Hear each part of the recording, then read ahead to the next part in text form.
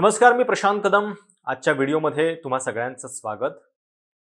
हिंदीमध्ये पनौती, मराठीमध्ये पणवती अर्थात अपशकुनी हा शब्द गेल्या 2 दिवसांपासून सोशल माध्यमांवरती ट्रेंडिंग आहे.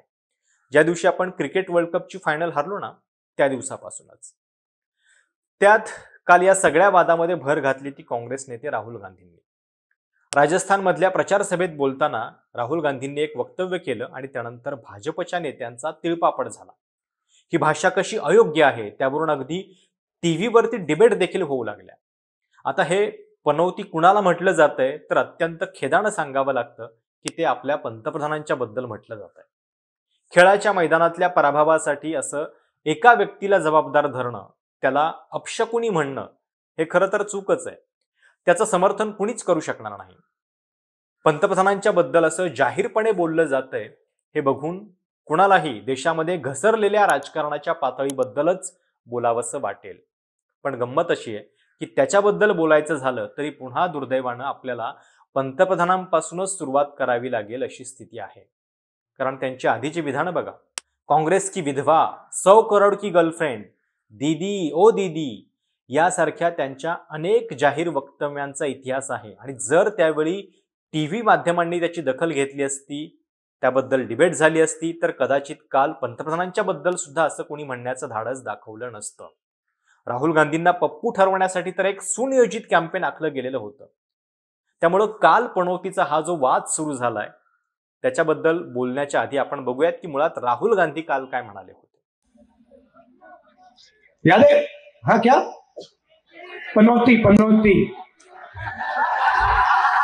पनौती वो अच्छा भला वहां पे अच्छा भला हमारे लड़के वहां पे वर्ल्ड कप जीत जाते, वो वहां पे पनौती हरवा दिया. टीवी वाले ये नहीं कहेंगे, टीवी वाले ये नहीं कहेंगे, मगर जनता जानती है. काल राहुल गांधी यांनी हे विधान करताना अप्रत्यक्ष हल्लाबोल केलेला होता, नाव न घेता. पण या असभ्य भाषेची काल तातडीनं दखल घेतली गेली. टीव्ही माध्यमांवरती जोरदार डिबेट झाल्या. पण याच टीव्हीवरती अगदी 4-5 दिवसांपूर्वी जेव्हा पंतप्रधान मोदी राहुल गांधींना जाहीरपणे मूर्खों का सरदार म्हणाले होते तेव्हा मात्र कुठलीच चर्चा झालेली नव्हती. पंतप्रधान एका विरोधी पक्ष नेत्याचा उल्लेख जाहीरपणे असा मूर्खों का सरदार करतात त्यात कुणालाच काही आक्षेपार्ह वाटलेलं नव्हतं. मैंने सुना कल एक महाज्ञानी कांग्रेस के कह रहे थे कि भारत के पास, यहां के सब लोगों के पास made in China mobile phone होता है. एक महाज्ञानी कांग्रेस के कह रहे थे कि आप सबके pass made in China mobile phone होता है. अरे मूर्खों के सरदार, किस दुनिया में रहते हैं ये लोग? कांग्रेस के नेताओं को अपने देश की उपलब्धियां न देखने की मानसिक बीमारी हो गई है. पता नहीं विदेश के वो कौन से चश्मे पहने हैं कि उनको देश की स्थिति का पता ही नहीं दिखता है. पण जे लोक आता राहुल गांधींच्या या विधानावरून हळहळले आहेत त्यांच्यासाठी काँग्रेसच्या नेत्या आणि प्रवक्त्या सुप्रिया श्रीनेत यांनी काय संदेश पाठवलेला आहे तो पण आपण ऐकूयात. ये जो पनौती शब्द सुनकर कुछ लोग बड़े आक्रोशित हो गए हैं और बड़ी बड़ी बातें कर रहे हैं.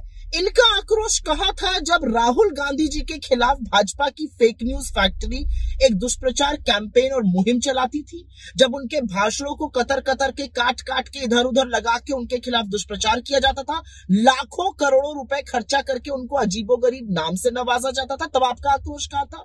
आपका आक्रोश तब कहाँ था जब देश के प्रधानमंत्री मंच से विपक्ष की सबसे प्रबल आवाज को, सबसे प्रमुख नेता को मूर्खों का सरदार बुलाते हैं.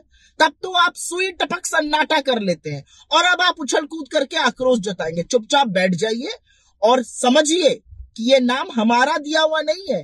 हमने लाखों करोड़ों रुपए इस पे खर्चा नहीं किए हैं. ये नाम जनता ने मोदी जी को दिया है, जनता ने नवाजा है. तो अगर मीठा मीठा जो गप है तो कड़वा कड़वा थूक नहीं हो सकता।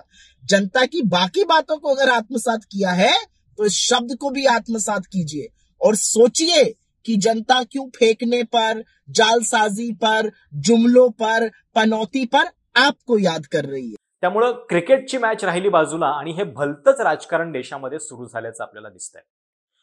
पंतप्रधान नेहमी म्हणतात की काँग्रेस नेहमी मला शिव्या घालते पण मी त्या शिव्यांना आशीर्वाद म्हणून घेत असतो। म्हणजे अगदी 2019च्या निवडणुकीमध्ये सुद्धा चौकीदार चोर है असं म्हणण्याचा प्रयत्न राहुल गांधींनी काँग्रेसनं केला, त्याच्यावरती हे कॅम्पेन मोदींनी त्यांच्यावरतीच उलटवलेलं होतं। पण प्रश्न असा आहे की इतक्या मोठ्या पदावर बसलेल्या व्यक्तीकडून अशा असभ्य भाषेमध्ये टीका करण्याचा जो इतिहास आहे तो मात्र खूप मोठा आहे। पश्चिम बंगालच्या निवडणुकीमध्ये तुम्हाला आठवतंय का बघा, ज्यावेळी तिथं एक मोठा पूल कोसळून दुर्घटना घडलेली होती तेव्हा हा अपशकुन आहे अशा पद्धतीची टीका खुद्द मोदींनी केलेली होती। शशी थरूर यांच्याबद्दल बोलताना 100 करोड की गर्लफ्रेंड हा उल्लेख पंतप्रधान मोदींनी केलेला होता। काँग्रेसच्या योजनांच्यावरती टीका करताना ही काँग्रेसची कुठली विधवा आहे जिच्या खात्यामध्ये पैसे जातात असा अप्रत्यक्ष हल्लाबोल करत सोनिया गांधींना निशाणा करण्याचा प्रयत्न मोदींनी केलेला होता। आणि त्यामुळं अशा वक्तव्यांच्या बद्दल म्हणजे गेल्या 2014 पासून आपण बघतोय की ही अशा पद्धतीची जी टीका ज्या पद्धतीने होतीये आणि राहुल गांधींच्या वरती तर कुठल्या कुठल्या भाषेमध्ये टीका झालेली आहे त्या भाषेला आता जेव्हा पनवती आणि एक फरक हा पण लक्षात घ्या की राहुल गांधींना पप्पू ठरवण्यासाठी एक मोठं कॅम्पेन जे आहे ते सुनियोजित पद्धतीने राबवलं गेलं, त्याच्यासाठी वेगवेगळ्या पद्धतीने खर्च झाला। आता ज्या गोष्टींची चर्चा होतीये त्याच्यातून राहुल गांधींनी हा उल्लेख केला। अर्थात राहुल गांधी स्वतः जर वारंवार म्हणत असतील की माझं राजकारण जे आहे ते वेगळं आहे, मोहब्बत की दुकान असं जर राहुल गांधी म्हणतात तर त्या मोहब्बत की दुकानमध्ये अशा पद्धतीची टीका सुद्धा अपेक्षित आहे का, अशा पद्धतीची असभ्य भाषा अपेक्षित आहे का याचा देखील विचार व्हायला हवा।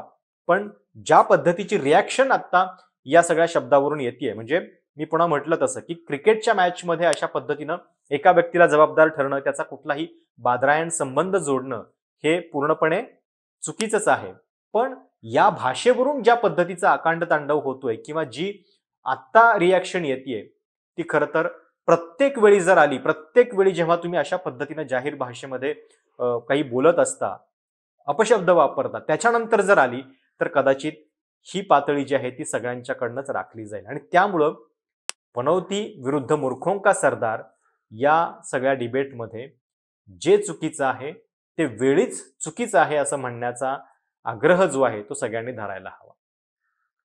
त्यामुळं आत्ता ही जी काही डिबेट होतीये त्याच्यामध्ये भाजप नेते ज्या पद्धतीने रिॲक्ट होताना आपल्याला दिसतायत, कदाचित याच्या आधी पण ते झाले असते आणि त्यांनी काही गोष्टींचं भान राखलं असतं तर आज ही वेळ आली नसती। तुम्हाला काय वाटतंय? तुमच्या सगळ्या काय प्रतिक्रिया आहेत या सगळ्या वादाबद्दलच्या त्या कमेंट्समध्ये आवर्जून कळवा।